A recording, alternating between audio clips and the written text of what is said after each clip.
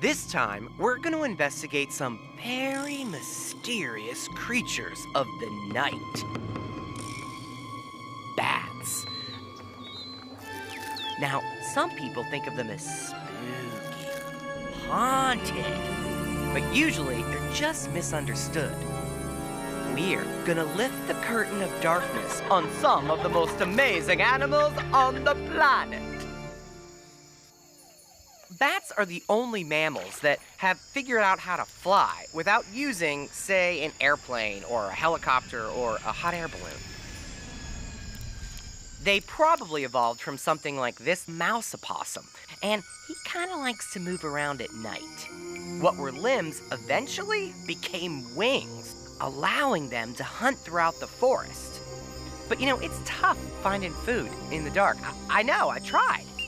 So, to operate in the dark, bats had to develop some very sophisticated equipment.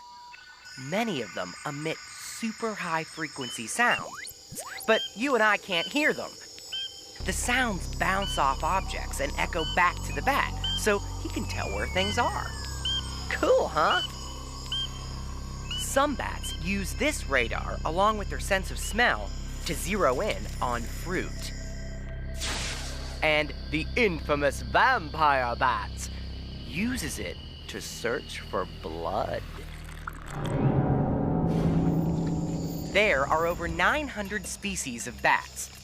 That makes them one of the most diverse groups of mammals in the world. It can be difficult for us detectives to investigate bats because they live in the dark and they move fast. Whoa, there goes some now. Detectives have developed all sorts of cool cameras and spy equipment so they can monitor bats day and night. We need to keep an eye on bats because, they're really important to the environment. For example, some flowers only bloom at night, and bats pollinate them when they drink their nectar. Other bats go for fruit. This group right here is having a fig fest. You gotta have a lot of figs to feed this crowd.